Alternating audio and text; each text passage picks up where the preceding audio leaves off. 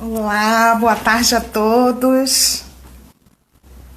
Estamos aqui aguardando o nosso convidado de hoje para o nosso bate-papo. Só um minuto, por favor.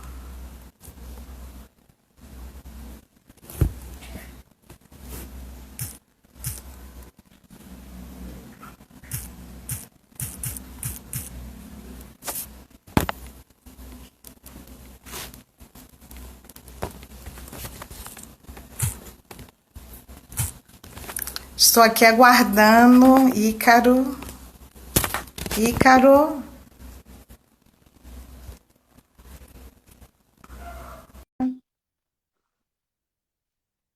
Maravilha, estamos aqui aguardando o Ícaro.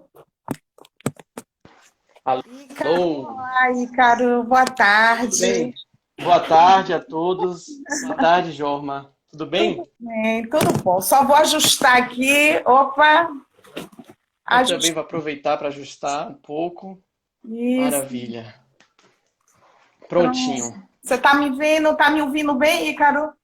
Perfeito. E você também está me vendo e me ouvindo bem? Tô sim, tá tudo perfeito. Maravilha. Bom, Ótimo. eu estamos aqui, né, para mais uma live. Primeiro quero dar boa tarde a todos, todos os presentes.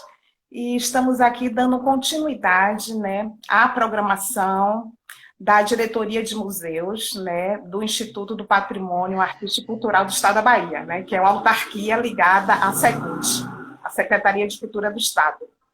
E como eu acho que a maioria aqui das pessoas, assim como eu, né, tem acompanhado toda essa programação da diretoria, né, nesse momento que a gente está vivendo, né, um momento em que nos levou a um isolamento social, né, melhor dizendo, um distanciamento, prefiro falar distanciamento social, né, por conta da pandemia, e que nos levou a esse distanciamento. Mas graças às novas tecnologias, quer dizer, não tão novas assim, né, ela nos permite estar interagindo virtualmente, né?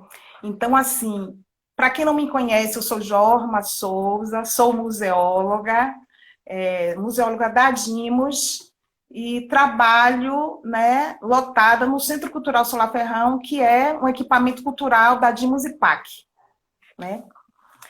E assim, e aqui, né, nós temos Ícaro, nosso convidado, Ícaro Smetak, que a gente vai estar nesse bate-papo aqui, nessa troca, né, de informação, né, Ícaro?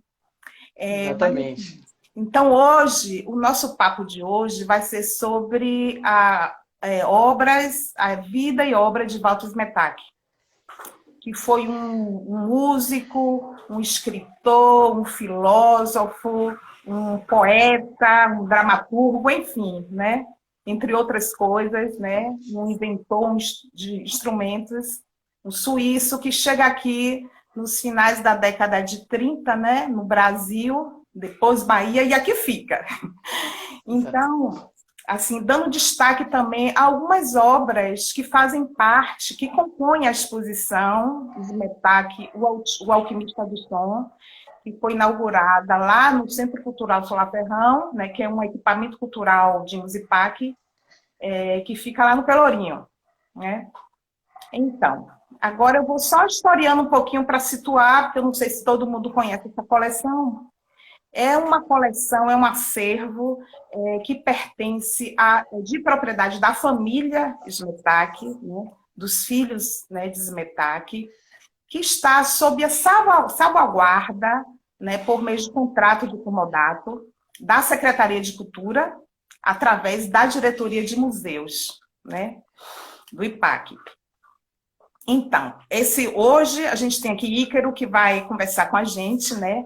Agora sim, antes de Ícaro falar um pouquinho, se apresentar, né? Ícaro que é músico, tem mestrado e doutorado na área. Mas antes de Exatamente. passar a bola para Ícaro, eu gostaria assim só de deixar aqui os meus sentimentos e a minha solidariedade, e eu acredito que posso falar em nome da equipe, né? Em nome da Dimos, em nome da Secult, PAC, né? deixar os nossos sentimentos para as inúmeras famílias, né, que perderam seus entes queridos para a Covid-19. E só para reforçar, né, reforçando uma frase que eu acho que para a gente já se tornou um mantra, né? Fique em casa. Se precisar sair, né, se protejam, use a máscara, o álcool 70, né, vamos seguir as orientações da OMS, né, vamos seguir as recomendações das autoridades sanitárias locais. Né, e aí? Bom, então, Ícaro, vamos conversar um pouquinho, né? Eu Vamos. gostaria que você falasse um pouquinho, né, sobre a sua formação, sua Tá bom. atuação na área, Uhum. e depois Certo. vamos começar um pouquinho assim, lá de trás, lá na Suíça, né? A vida de Perfeito. destaque lá na Suíça, a sua formação e sua chegada aqui no Brasil nesse período, né, final da década de 30. Exatamente. Tá bom. Então, boa tarde a todos que entraram agora. Eu sou Ícaro Smetak, sou neto de Walter Smetak, sou músico profissional também e toco violino e viola e tive a oportunidade e prazer também de estudar 6 anos na Suíça e morar lá 6 anos nesse país que foi o país de origem do meu avô. E isso acho que me ajudou a entender a cultura dele de origem, me ajudou de certa forma a me aproximar mais dele também. E em seguida, depois desse período na Suíça, eu voltei para o Brasil e fiz meu doutorado também na UFBA, que foi a instituição onde meu avô ensinou. Então, de certa forma, fui aí seguindo um pouco os passos dele, né? Além de neto, sou um grande admirador também da vida e obra que ele deixou. E me interessei bastante sempre por, além de tocar, me interessei sobre o ensino e também sobre pesquisa. Então, eu atuo nessas diversas áreas. É um grande prazer, um grande privilégio. E reforço que, além de neto, sou também um grande admirador de Smetak. Bacana.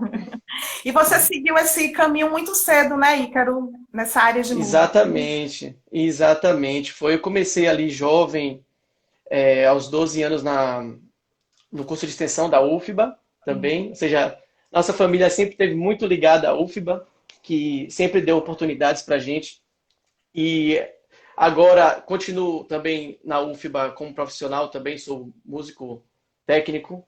Então tenho esse privilégio, esse prazer de fazer parte dessa instituição que também acolheu meu avô, apoiou as iniciativas dele. E também sou integrante da Orquestra Sinfônica da Bahia nesse momento como violista. Então estou aí seguindo os passos dele. Comecei cedo e continuo aí. E graças a Deus essa geração tem vários outros músicos também. Meus primos, Amanda, Bruno, minha irmã também, Érica, está Nossa, presente. Então, uau, tá no DNA, né? é. Ah, que bacana, Ícaro, que bacana. Uhum. Pois é, e em relação a, assim, voltando para Smetak, a gente falar um pouquinho para a gente conhecer essa trajetória dele nesse início lá na Suíça e a chegada dele no Claro, Brasil. vamos falar um pouquinho sim. Então, Smetak nasceu em 1913, na Suíça, em Zurique, certo? E ele vem de uma família muito musical. Inclusive, seus pais se conheceram no Conservatório de Viena. E o que acontece? Seu pai era tcheco, sua mãe vienense. Eles se conheceram ali no conservatório e casaram-se. E pouco depois que Anton Smetak, o seu pai, terminou a formação dele no Conservatório de Viena, recebeu uma proposta de vir a Zurique e, como líder e professor do Zitter Orquestra de Zurique. Então, ele era um músico exímio citarista e bastante virtuoso, excelente professor também. Então, foi convidado a Zurique para liderar esse grupo. E tem uma foto maravilhosa, não sei se você já teve a oportunidade de ver ele lá no centro do grupo dele, gigante, vários citaristas assim ao redor. Então, ele liderava esse grupo. Então, Smetak vinha desse meio super musical. A sua mãe estudou canto e piano também no Conservatório de Viena. Então, o pai atuava profissionalmente, sua mãe estava sempre em casa cantando e tocando piano com eles.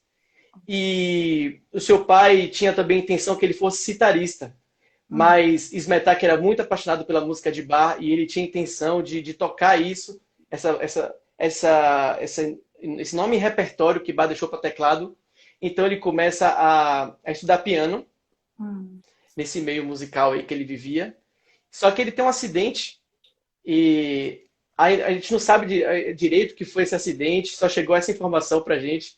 E aí isso fez com que ele passasse a tocar violoncelo. E essa ligação da música dele é tão profunda que ele dizia que uma das primeiras lembranças que ele tem da vida dele mesmo, quando ele tinha uns 3 anos, era quando o pai estava tocando em casa, estudando, praticando, então ele encostava o ouvido no pé da mesa e sentia as vibrações do instrumento do pai tocando. E essa é uma das primeiras lembranças que ele tem. É engraçado que você vê, desde pequeno também, ele se interessava por essas propriedades acústicas, a vibração, a sonoridade. Então, o embrião do que viria a ser feito nos anos 60, 70, já estava ali naquele indivíduo de 3 anos de idade, né? Nossa! E, pois é. Enfim, aí depois disso, ele passou a estudar cello. Ele ingressou ali no Conservatório Profissional de Zurique. Ele ficou lá até os 17 anos. E ali ele estudou com 2 professores de cello, recebeu a sua formação inicial, que hoje, digamos, seria uma espécie de formação técnica em música, bastante sólida. E ele concluiu isso aos 17 anos. Então ele foi para Viena. Ele foi, desculpa, para a Áustria, foi para Salzburg. Como sua mãe era austríaca, ele tinha família lá, então ele ficou na casa das tias e estudou lá 2 anos em Salzburg. E aí ele conheceu o professor Grusk dele, que foi um professor bastante fluente, que foi, na verdade, o professor que o convidou a vir ao Brasil, que levou até ele a proposta de vir ao Brasil. E isso aí ele conclui em 1930 a formação dele em Zurique. Em 33 ele conclui a formação dele em Salzburg. E aí em 34 ele vai para Viena e revalida também o diploma dele lá de cellista. E depois que ele conclui essa formação, ele vai para a Suíça. E algo que o pai dele já sempre falava com ele e se preocupava muito era com a dificuldade de se ter uma carreira como músico profissional. E já naquela época, a Europa já tinha muitos músicos, muita concorrência, e Anton, seu pai, se preocupava muito com isso. Mesmo assim, Smetak decidiu seguir essa carreira, mas o que o pai temia aconteceu, né? Ele volta para a Suíça e ali ele tem dificuldade de arranjar um emprego fixo, tinha poucas oportunidades, muita gente. Então, ele fica ali tocando em grupos de música de câmara, trios, quartetos, orquestras de câmara também. E então fica ali naquela dificuldade, aqueles trabalhos irregulares, o que a gente chamou hoje de cachê, fazendo os cachês naqueles grupos e tal. E ele estava buscando uma oportunidade que aparecesse, né? E tem uma história que se conta também muito curiosa de que ele estava num desses ensaios de uma orquestra de câmara e ele acaba tendo uma discussão com o maestro.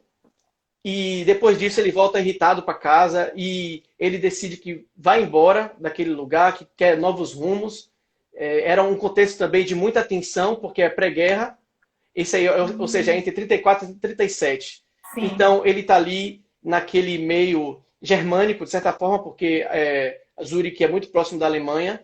Então tinha aquela ameaça nazista, aquele clima hostil. E, ou seja, a falta de oportunidade também que estava acontecendo, aquele clima hostil. A Suíça ainda não era o país super desenvolvido que é hoje, era bem diferente naquele tempo também. Então, ele volta irritado para casa, tem essa discussão, está em meio a esse contexto complicado, ele não compactuava com a mentalidade do que estava acontecendo na Alemanha. Enfim, ele chega em casa e a ESMA sorteia um país, fecha os olhos e coloca o dedo. E o dedo cai bem em cima do Brasil. Então já quase um evento ali profético, né, que acontece com ele. Isso. Então ele, pouco tempo depois, ele encontra seu professor Grunski numa estação ferroviária. E seu professor diz que existe a possibilidade de ir para Porto Alegre, no Rio Grande do Sul, como músico profissional. E era uma orquestra que se chamava Orquestra Internacional Farroupilha. E ele aceita essa proposta de bom grado. As coisas não estavam muito fáceis para ele lá, e ele tinha essa vontade também de conhecer novos lugares, de experimentar uma experiência diferente. E ele vai embora ali da Suíça com só suas malas, o cello e sua BMW. A famosa BMW. Exatamente. Sempre lembrada, essa BMW, né? Nós temos uma foto assim que eu acho magnífica lá na exposição do Solar Ferrão, que é ele na BMW. Linda foto, linda. É, linda, incrível. E essa moto acompanhou ele durante praticamente toda a vida, né? Tem os vídeos ainda dele lá já na velhice, empurrando essa moto ladeira acima, ali na federação onde ele morava, companheiro ali. E também, todo esse período do Brasil, né? Ele morou lá no Sul, depois Rio, São Paulo, Salvador, acompanhou ele todo esse período também. Foi trazendo essa moto sempre consigo. Que é então, incrível, né? Ele chega aqui e vai direto para Porto Alegre. Quando ele Exatamente. chega... Aí acontece esse fato curioso também, alguns sabem que antigamente as viagens eram muito longas. Se não me engano, era um mês, eu não lembro o direito quanto tempo levava. E aí a orquestra que ele tinha sido contratado se dissolve no meio da viagem dele. Nossa. E ele não pôde ser avisado, ele estava no meio do mar, e de repente ele chega e não tem mais orquestra para ele tocar. Pois é, então ele tem que se virar, né? Que eu li isso nos textos, que quando ele chega lá não tinha orquestra. Eu fiquei até que ponto isso era real, era ficção. Mas não, fato, isso é verdade mesmo. É verdade. Alguns livros biográficos falam isso. É fato, realmente aconteceu. Por incrível que pareça. E eu estava também lendo esses livros, dava para perceber que as orquestras eram muito voláteis, assim. Começavam, de repente se dissolviam, de repente outra era formada. É diferente de hoje, que são corpos mais estáveis. Naquele tempo, ia e voltava sempre, então ele estava empregado no momento, daqui a pouco tinha que procurar outra orquestra. Era bem diferente do contexto de hoje. Mas lá em Porto Alegre ele fica tocando em orquestra, em rádios, né? Isso, exatamente. Ele fica ali 4 anos em Porto Alegre e ele chega lá para trabalhar nessa orquestra, a Internacional Farroupilha. Não acontece, mas em seguida ele já encontra outra orquestra, que é a da Rádio Farroupilha. Então ele fica ali 2 anos tocando nessa orquestra, até que ele também é convidado a ser professor do Instituto de Belas Artes, lá de Porto Alegre. Então ele fica aí tocando nessas orquestras. Ele também tinha uma carreira ali bem sólida de camerista, tocava nas rádios. Era bem diferente também de hoje. Eles tocavam, aquilo era exibido como se fosse uma live nas rádios, as pessoas ouviam. E é muito interessante também os documentos que a gente encontrou que mostram que havia uma comunidade germânica muito forte em Porto Alegre e até os programas de concerto já eram em alemão. Então ele ficou ali no meio naquela comunidade, né, alemã, suíça alemã, tocando, fazendo concertos, até que as orquestras que ele fazia parte foram dissolvidas também, todas elas. Nossa. Então ele é contratado para ir para o Rio de Janeiro. Ah, tá. Aí é o momento que ele vai para o Rio, passa um período no Rio e São Paulo. Exatamente. Ele passa ali 10 anos no Rio e lá ele atuou também em diversas orquestras.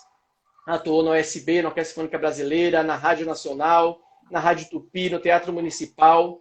Trabalhou bastante e também como músico de alguns cantores conhecidos, Carmen Miranda, fez turnês, trabalhou bastante. Né? Ele acompanhou também Orlando Silva. Exatamente. É um barato. Fez bastante coisa, né? E ele ficou ali em vários grupos. É aquilo que eu estava te falando, era bem diferente. Hoje em dia a gente arranja um emprego na orquestra e fica ali. Mas antigamente o grupo estava bem, daqui a pouco não dissolvia, tinha que ir para outro. E aí ele dizia que esse período foi que ele tocou para viver. Ele chamava assim. Não tinha estabilidade, então tocava aqui, ia para ali, e vivia assim, fazendo o que podia. Não era fácil para o músico. Fiel, mas muito fiel ao que ele acreditava, né? Aos ideais. Exatamente. Isso. É bom ressaltar também, nesse período do Rio, em 48, foi que ele conheceu o professor Henrique José de Souza, que foi seu mentor na eubiose. Então ele começou esse processo de entrar na eubiose e amadurecer, toda essa reflexão filosófica, simbólica, que foi essencial lá na frente também. Então, em 52, já ele passou 10 anos no Rio, período bastante extenso, se você comparar com os 4 anos que ele passou lá no Rio Grande do Sul. E aí, então, ele vai em 52 para São Paulo. Também ele já sai de lá contratado pela Orquestra do Teatro Municipal, que existe até hoje. E lá também ele atuou em diversas orquestras, como camerista também, tocou em diversos grupos e tocou na Orquestra da Rádio Tupi, na Record, entre outras, ali no Teatro Municipal. Fez muita coisa, né? Durante todo esse período. Muita coisa. Oi, Carol, e assim, aí ele fica lá, ele vem para a Bahia em 57. Exatamente. Aí é que vai ser a história, né? Eu vejo assim como a aí Bahia começa como um grande divisor de águas. Sem dúvida, sem dúvida. Vale a pena a gente falar sobre isso. Sim. Ele está ali no Rio e recebe um convite do professor Korreuter. Korreuter recebeu a missão do então reitor Edgar Santos de recrutar e estabelecer aqui os seminários de música. Então, Korreuter começa a chamar vários professores de nível internacional mesmo, com ideias de vanguarda e dispostos a fazer experimentações com a verdadeira abertura de mente e de espírito para vir para a Bahia. E Smetak recebeu essa proposta e agarrou e veio para cá e se estabeleceu aqui em 57. Então, ele veio, a princípio, como professor dos seminários livres de música e também esses seminários eram vinculados à Universidade da Bahia. A Universidade Federal, do jeito que ela não existia ainda. Isso. Era a Universidade da Bahia, como se chamava. E é interessante... Diga, desculpa. Porque ela, assim, tinha pouco tempo que ela tinha sido fundada, né? A Universidade da Bahia, né? Com o seu primeiro reitor, Edgar Santos. E é como você falou, e além, ele tem essa questão da música, dos seminários, né? Que ele convida a Korreuter para ser o diretor e Korreuter traz Smetak, mas a gente tem na área de dança, Venhanka, que traz Lia Robato, a gente tem na área de teatro, ele traz Martim Gonçalves, quer dizer, pessoas de peso, né? Eu acho que a mentalidade foi uma época muito rica, que efervescente aqui na cultura. O professor Edgar Santos, ele queria colocar assim, a Bahia nesse cenário cultural contemporâneo, né? Então ele traz essas pessoas comprometidas com essa nova linguagem, essa vanguarda, né? E chega aqui em 57. Engraçado que até os próprios seminários, eles tinham essa proposta de diferente na forma, mesmo na relação professor-aluno. Eu vi relatos de que era uma relação de certa proximidade mesmo, era um debate na aula, e eles estavam ali trocando ideias, experiências, e era uma proposta que era realmente revolucionária para a ideia de ensino de música até então.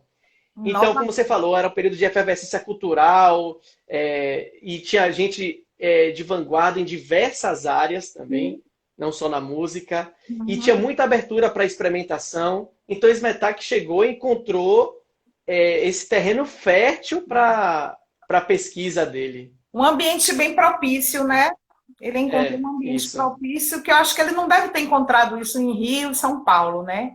Ele chega aqui Primeiro porque a universidade, ela ainda não, né, como você mesmo colocou, ela não era institucionalizada, né, dessa forma. Da forma que é hoje. Era diferente. Ele pôde estar, né? E a partir daí, cara, ele começa, né? Assim, eu queria falar aqui um pouco exatamente agora, assim, essa experiência de Smetak, ele enquanto professor, né, da universidade, essa relação que ele teve, né, com a universidade, com os alunos, e quando é que ele começa com esses novos instrumentos, né? Essas plásticas sonoras. Tá bom. Ele? Então é interessante, eu estava analisando uns textos e umas biografias sobre ele. Nos primeiros anos dele, ele chega como um professor de cello, né, bem tradicional. Ele era o professor dos seminários de música de cello, mas ele também era o chefe de naipe da orquestra. Ele passou 12 anos nessa função. E ele atuava também como camerista em diversos grupos dos seminários livres de música. Sim. E é interessante, ele fica ali como chefe de naipe, e numa dessas turnês também ele conhece a minha avó, com quem ele teve 5 filhos. Uhum. Então, foi muito importante pra gente essa atuação dele como chefe de Julieta, naipe nessa Julieta. orquestra, que Julieta, isso, e inclusive a orquestra que eu tenho prazer de fazer parte hoje, que se tornou a Zufba. Hoje eu faço parte dessa orquestra, então para mim é uma honra muito grande, um prazer. Então ele passa esse tempo aí, nesse cenário efervescente, tudo acontecendo e várias propostas, só que tem um marco. O marco aconteceu em 61, acontece o concerto que inaugurou a música concreta na Bahia, promovido por Kohreuter, Uhum. e a partir desse concerto surgiu a ideia de produzir também novos instrumentos para essa nova música que ia ser desenvolvida aqui na Bahia. Uhum. Então, eu acredito que daí de 61 até 66, que acontece, a meu ver, um novo marco para a carreira dele. Ele fica ali desenvolvendo os primeiros instrumentos.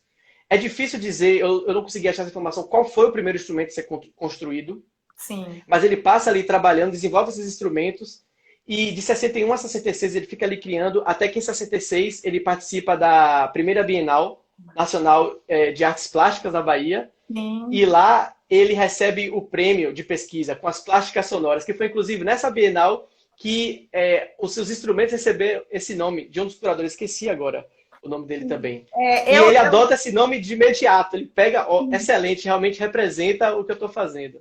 Foi o Juarez Paraíso que batizou como Plásticas Sonoras. E Exatamente, essa primeira isso. Bienal, primeira Bienal Internacional de Artes Plásticas, né, Nacional de Artes Plásticas, Uhum, que ficou conhecido como a Bienal da Bahia, que foi uhum, promovida na época, uma ação conjunta do governo do estado com alguns artistas, entre eles o Juarez Paraíso e Riolan Coutinho. E foi Juarez uhum. que batizou esse metaque, As plásticas sonoras, né? aceitou essa Eu acho denominação. que esse prêmio foi também um novo impulso. Ele viu, não, essa pesquisa é realmente muito válida, e tem campo, as pessoas se interessam, e a partir daí deslanchou a criatividade dele, né? E em Uhum. 66 ele instala a oficina dele, dos Seminários Livres de Música, a famosa oficina que ficava ali no porão da escola, Uhum. e que foi muito frequentada por diversos artistas, a gente vai chegar lá, né? Uhum. E aí, no ano seguinte, ele já toma uma dimensão nacional. A gente tem as exposições dele em Salvador, Brasília, Rio de Janeiro. Então começa a ficar muito criativo, até que realmente em 68 ele se naturaliza brasileiro, ou seja, já está totalmente ali estável, Uhum. estabelecido como criador, mas aí acontece o auge da criação dele como luthier ali. Ele faz 100 novos instrumentos em um ano, em 68. Ele faz instrumento de arco, de sopro, percussão, cinético, eletroacústico. E esse ano aí é incrível para ele, né? Ele Você está decola falando aí. aí na questão dos instrumentos, a gente tem aqui um comentário que eu não consegui ler o nome. Que Smetak foi um músico muito especial, que ele ajudou muitas pessoas, né, com dificuldades emocionais, né, através desses Uhum, instrumentos, né, que realmente instrumentos que exatamente. tocavam, né, tocam a alma. É, Né? com certeza. Que Uhum, bacana. é. Eu Aí a sei. partir dali, em 72, ele já começa a ganhar projeção internacional também, produzindo um Nessa Bienal documentário. também ele ganha muita projeção, né? Com a Bienal de É. 66, ele vai ganhar uma Uhum. projeção, tanto no meio da classe artística, como na própria sociedade ali, né? A sociedade baiana, né? Exatamente, deu muito espaço para ele ali, para ele poder criar e se dedicar a isso. E também ele passou a ministrar aulas também de improvisação, como lá nos seminários também, a partir desse momento, tem a oficina. Então ele ali acolhe muitos alunos curiosos naquele momento, repara os instrumentos, sem cobrar nada, enfim. Aí ele começa a estabelecer a lenda, né, que ele se tornou ali naquele meio. O chamado, conhecido como o mago, né? Tinha algumas denominações, o bruxo, o É. mago, dentro da Uhum. Aí universidade. eu estava pensando sobre essa questão do bruxo, eu estava lembrando de uma história que aconteceu ali em meados de 75, 74, quando ali eu vejo o auge realmente da carreira dele como criador, e tem muito espaço e é convidado para toda parte. ele recebe o prêmio de personalidade global do ano também, apareceu no Fantástico. Da Rede Isso deu Globo. na Rede Globo uma projeção incrível. E ele é convidado para tocar em vários lugares, leva os grupos microtonais dele. E em uma dessas apresentações, justamente, ele estava lá fazendo os acordes dissonantes no órgão. E um fenômeno acústico aconteceu e, de repente, a igreja que estava se apresentando começou a tremer. E as pessoas ficaram apavoradas com aquela situação. Alguns saíram, outros ficaram. Então, ali já começou a surgir esses cunhas, né? O alquimista, o bruxo do som. Foi a partir desse momento aí, Ai, na década de 70. sim, sim. E foi um período muito produtivo, né, para Smetak, né, essa década. Muito mesmo.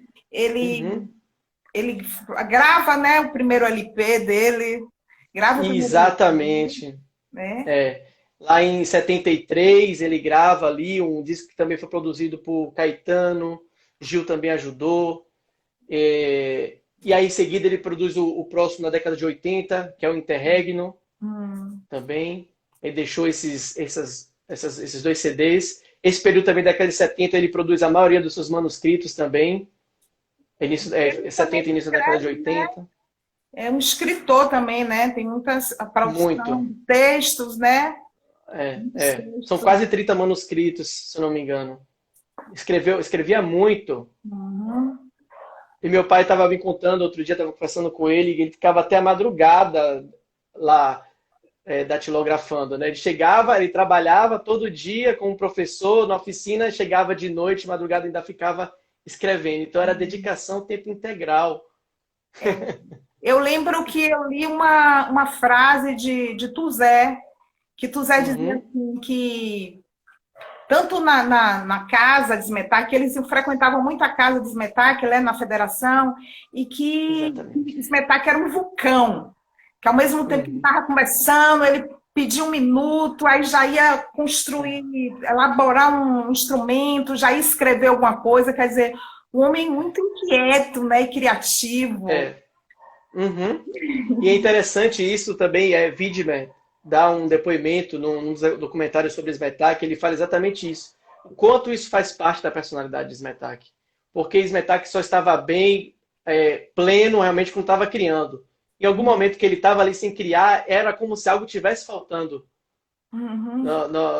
na personalidade dele. Ele não se sentia bem dessa forma. Então, era algo que estava ali, realmente, fazia parte da forma dele de levar a vida, realmente. Do processo dele, né? Exatamente. E assim, voltando a questão. Estou aqui olhando o tempo. Também estou aqui. Voltando a essa questão, Ícaro, que ele começa na UFBA, ele começa todo esse processo de criação. E assim, eu queria saber até que ponto que a gente lê muito sobre a questão das influências que ele teve, né? A questão da eubiose, que ele conhece, né? Joaquim, né? José Henrique. Henrique José de Souza. Henrique José de Souza. Smetak, apelida, chama ele de JHS, né? Exatamente. Que é uma outra coisa também que já vai mudar, né? Já vai mudar o viés, né? Smetak. Isso. Ele começa ele foi o mentor espiritual, que ele era o presidente da Sociedade de Teosofia, né? Que depois mudou o nome para Eubiose, a Sociedade de Eubiose. E Smetak é iniciado, né? Ele é iniciado, ele começa a frequentar, a discutir, a estudar. Isso também influencia na própria produção dele, não só na questão profissional, mas a própria questão de vida, né? De estar. Com certeza.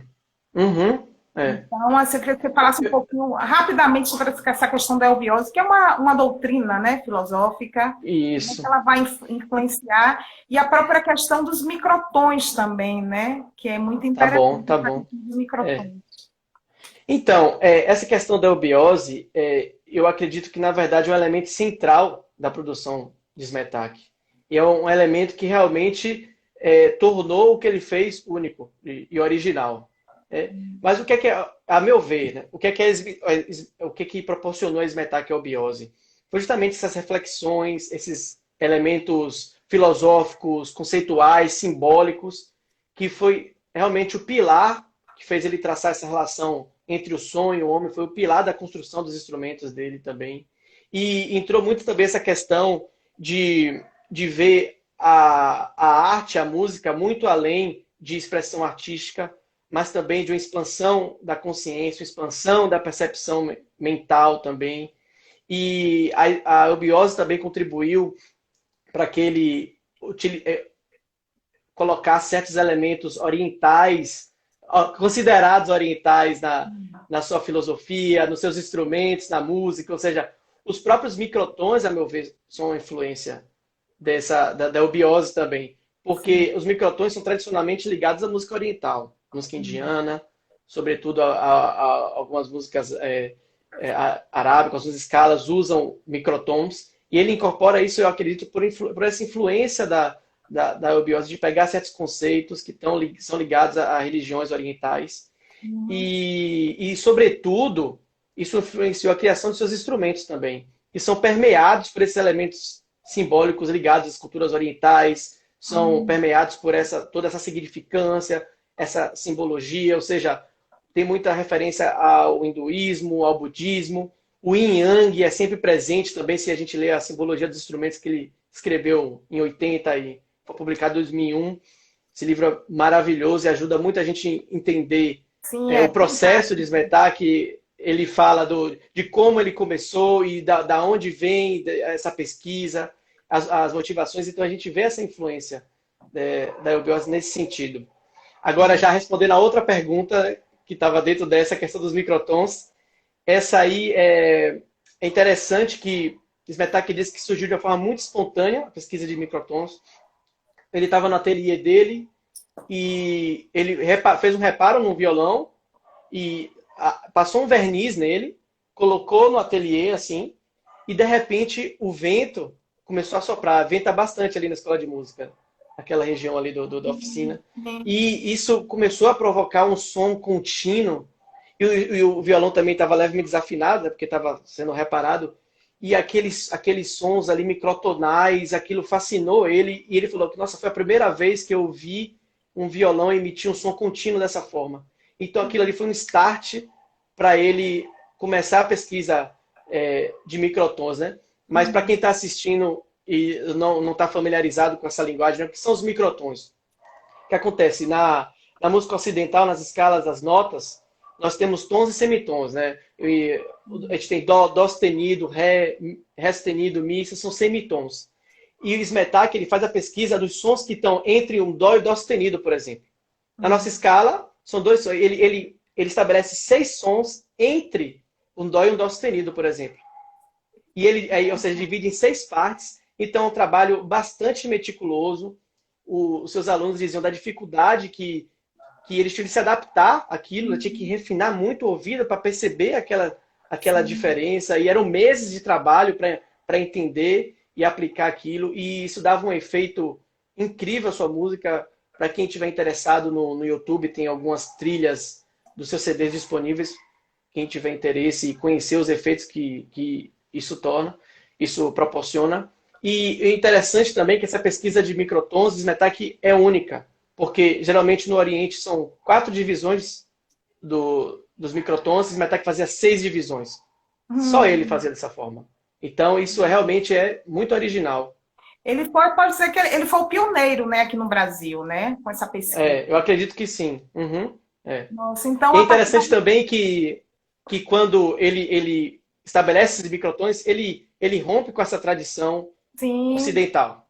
Ele estabelece a tradição que só ele tem a partir daí. Isso é muito interessante também. E acho que isso foi um elemento também que fez com que os tropicalistas se aproximassem muito dele também.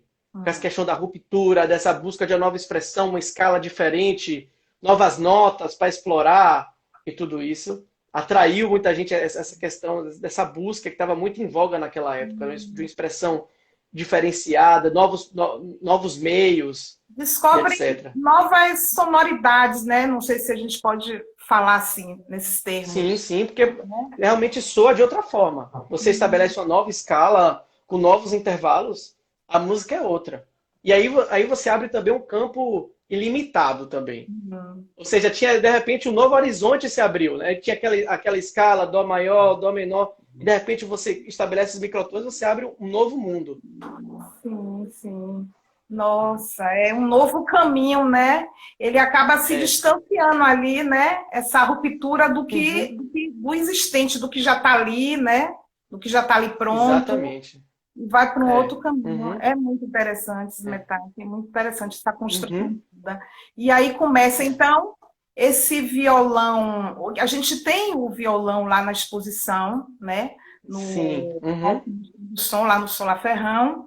é. É, o Violão violão é eólico. único, né? Uhum, Então, é. talvez a Uhum. gente pode considerar ele como uma primeira plástica sonora, né?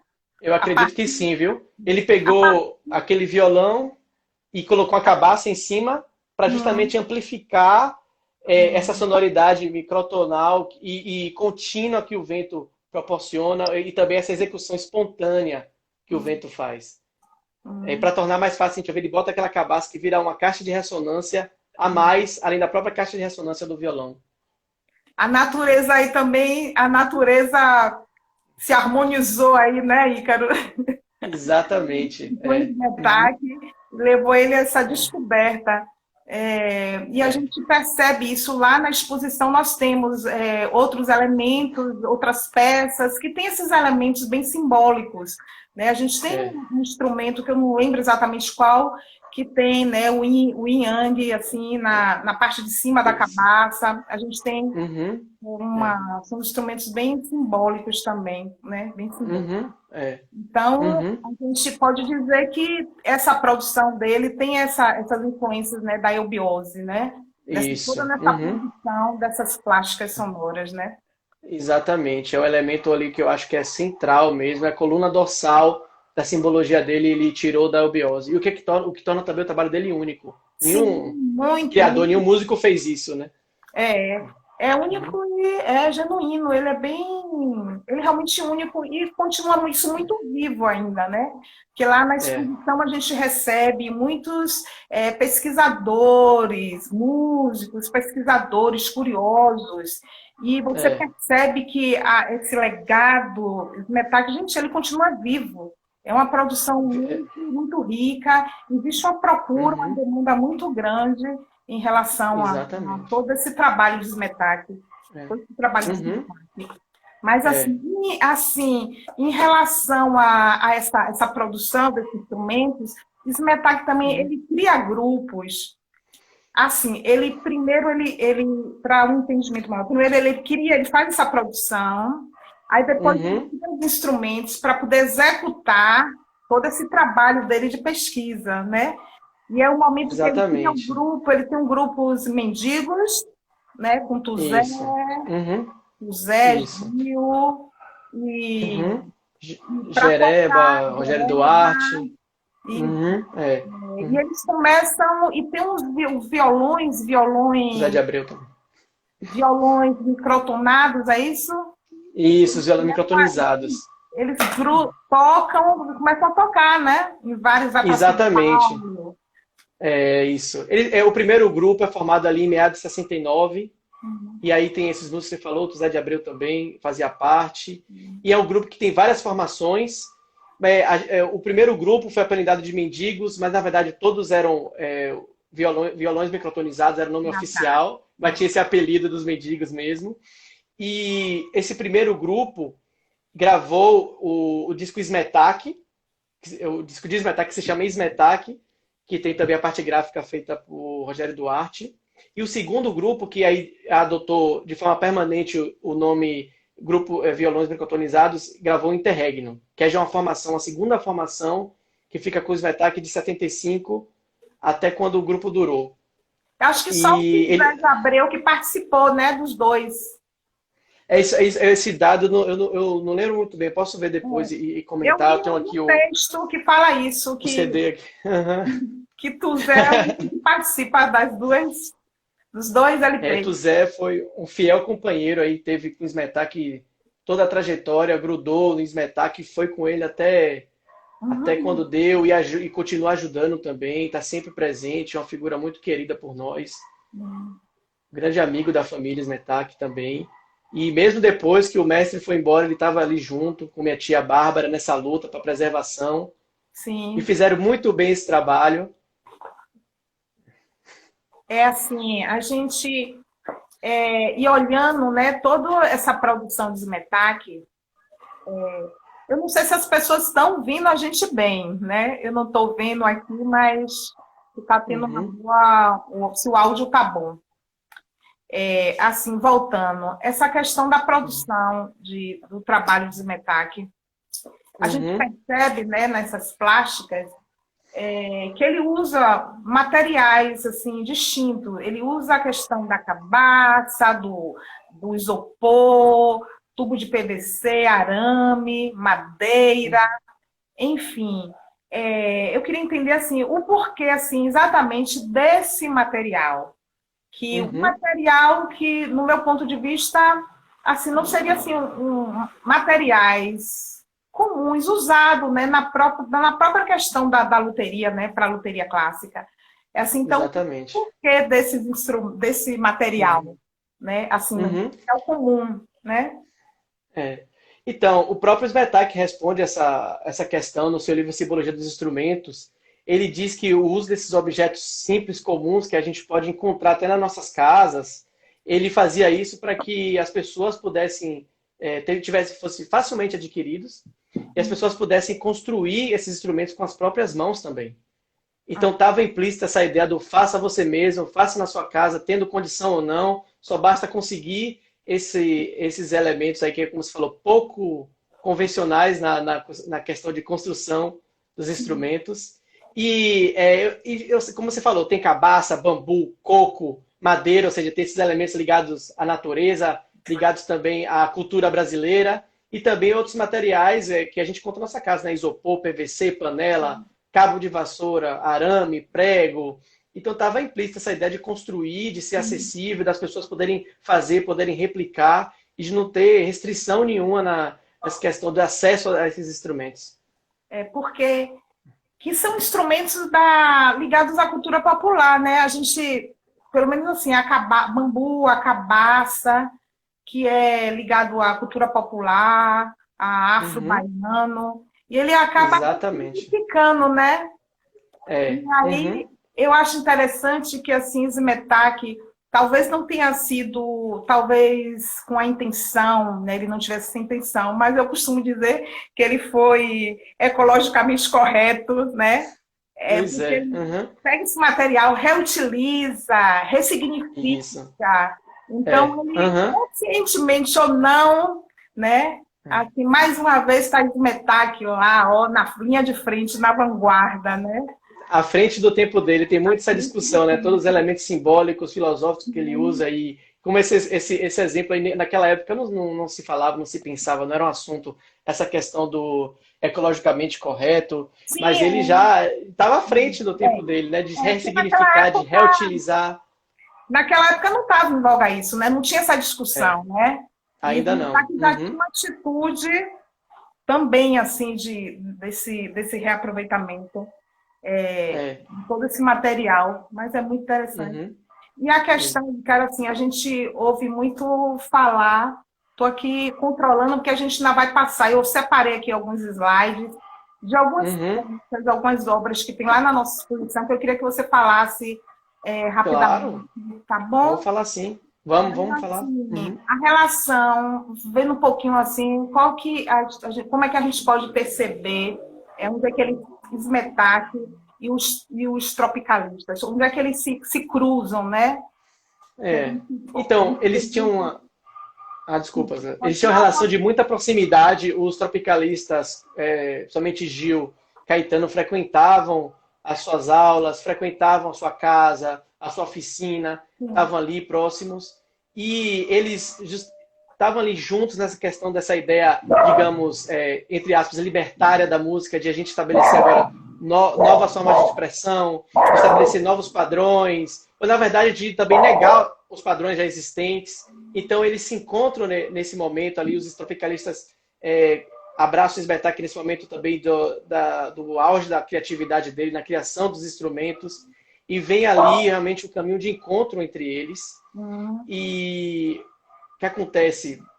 Eles tinham essas ideias musicais, esses anseios estéticos também bastante próximos. E estavam realmente em consonância hum, nessas ideias e agora de utilizar elementos da cultura brasileira, também de utilizar novos padrões de expressão, de buscar formas distintas de tocar os instrumentos ou novas sonoridades. Então, eles estavam juntos aí nessa busca. E eu acredito que Smetak também ajudou. Ele é considerado uma espécie de guru desse movimento também.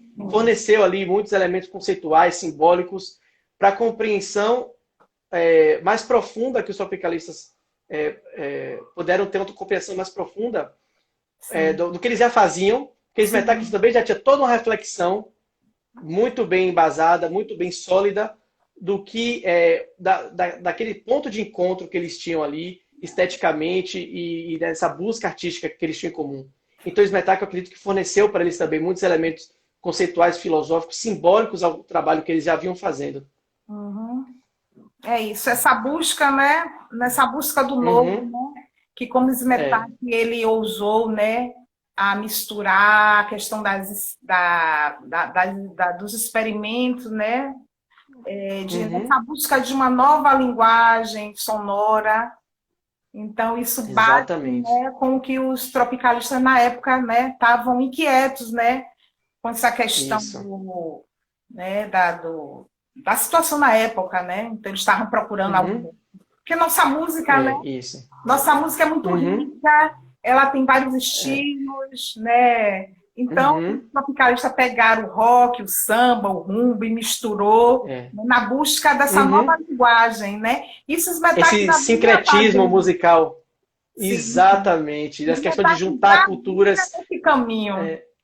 Exato. Aí eles se encontram e cada um fazendo do seu jeito, mas com o mesmo objetivo dessa Sim, expressão nova, dessa expressão mais livre, libertária, digamos. Todos estavam em consonância nesse tipo de intenção artística. sim. Ô, gente, eu Uhum. queria assim, no meu visor, eu não estou conseguindo ver comentários, eu não sei foi o que houve, né? Mas O meu também. eu estou tentando acessar aqui um outro celular para ver se eu consigo ver alguns comentários. Já vi alguma coisa aqui de Marília falando, nossa colega museóloga, né? Enfim, mas está aqui carregando. Mas é isso, Uhum. então, eles tinham essa coisa. Eu li uma frase de Caetano que ele diz isso. Ele diz que Smetak abriu caminho para muitas coisas, né? E mostrou ser É, possível que pode se fazer outras coisas. Então, com ele tinha, certeza. né, essa coisa do guru, né, Uhum. Ícaro? É, isso. Smetak Uhum. essa É. relação com eles. Bom, Uhum.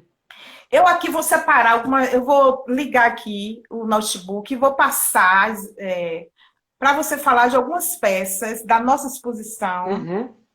né? Pra gente, Certo. né? Porque a gente está o quê? 10 minutos. Temos 10 minutos. Pois é, passou rapidinho. Passa rápido, passa É. rápido. Então, vamos Uhum. tentar ver aqui, abrir aqui, para a gente. Não sei se vai dar para falar tudo, Ícaro, mas aí a gente vai. Uhum. Bom, eu vou botar aqui o Tá notebook e bom. você vai me orientando para ver Tá se. bom. Pode deixar. Caiu o suporte agora. Isso, pronto. Pronto, gente, desculpa. Olha, caiu, mas Sem problema.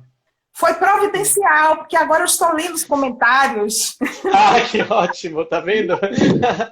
Caiu de novo. Providencial, mas não cai de novo, não. Tá. Uhum.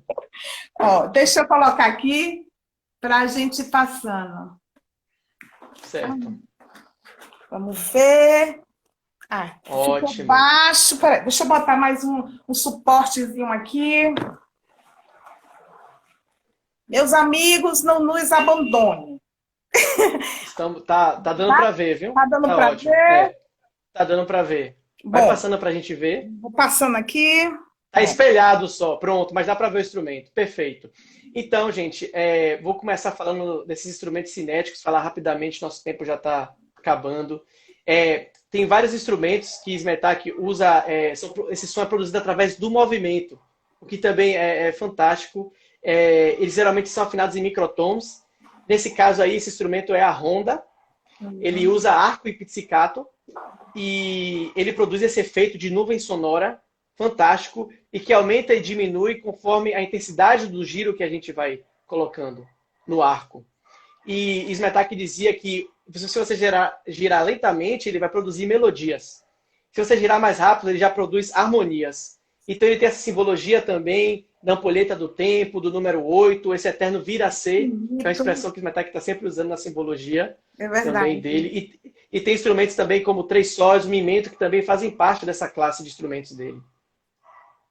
Pode passar o próximo. Esse instrumento é muito bacana, Ícaro, que a gente tem uma réplica e as pessoas adoram, eles tiram altos sons com essa manivela, é fantástico. É dos meus preferidos esse instrumento, acho fantástico mesmo. Vou passar aqui o próximo. Esse aí já são a classe de instrumentos percussivos que Smetak também fez. Esse aí são os tímpanos. Mas tem uma série de outros também que são percussivos e percutidos, né? Tem selvaduro, chicote, divisor, constelações. Todos estão lá na exposição para quem se interessar.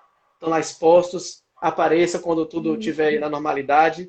E ele criou esses instrumentos percussivos e percussão de muitos tipos. Alguns podem ser dedilhados, tem cordas. Outros parecem instrumentos de percussão mais tradicionais, tipo esse aí. E esses são tambores com mangueiras acopladas. E aí a gente sopra e pode segurar também, e isso altera a pressão desse coro que faz parte. Então funciona um pouco como aquele tímpano de orquestra, que é no pedal, mas aqui nesse caso é o sopro da gente. É interessante que esses três instrumentos, eles englobam 2 oitavas, e também cada cor escolhida aí tem uma simbologia. O amarelo é o harmônico, o azul quer dizer o melódico, e o vermelho é o rítmico, que também remete às funções que eles exercem. Os tímpanos grandes, né? E assim, a gente tem uma observação que essa obra de Smetak, ela participou em 2016 de uma novela, da abertura de uma novela da Rede Globo. Né? Ela foi lançada da Rede Globo, né? Com consentimento, lógico, da família. E ela participou do primeiro capítulo do Velho Chico, né? O Velho Chico. E foi assim, uma novela que teve toda uma ambientação dos anos 60. Então ela apareceu assim de fundo na abertura da novela. Mas vamos lá. Vamos para a próxima. Pronto, esse aí é um instrumento da classe eletroacústica, ou seja, mistura essas propriedades acústicas com captações elétricas também. Esse é um instrumento bastante curioso, chamado bicho, e junto com os magnetos elétricos e a máquina do silêncio forma, e muitos outros instrumentos também, essa classe desses instrumentos eletroacústicos. E eles misturam esses efeitos, são bastante interessantes, emitem ruídos eletrônicos, sons. E esse instrumento, o bicho, ele amplia justamente esses ruídos mecânicos, esses atritos. E Smetak dizia que simbolicamente o instrumento é fantástico, imprevisível. Os sons, ruídos e atritos que ele produz são explicações de sua alma, essência selvagem. Então é interessante que ele dá o nome segundo o que é a essência do instrumento para ele, essa essência selvagem do instrumento. E a sonoridade que ele emite é condizente com essa alma que o instrumento tem. E Smetak também dizia que é um instrumento que requer muita virtuosidade de que for executado também. Na execução. Tem muitas possibilidades. Olha, agora a gente só tem 5 minutinhos aqui. Viu? Vamos só falar aqui do Pindorama. Esse Pindorama também é um instrumento coletivo, fantástico, pode ser tocado por 60 pessoas, junto com a Grande Virgem também faz parte desses instrumentos coletivos, de sopro também. E é um elemento também de muita originalidade de Smetak. Quando você coloca várias pessoas tocando um só instrumento, você também, de repente, romper com toda essa tradição ocidental de que é um executante tocando instrumento, daí ele vem agora com essa nova ideia, e tem esse aspecto que ele dizia que é como se fosse uma ameba se replicando, tem esse aspecto que ele chama monstruoso, tudo isso é intencional mesmo, tem esses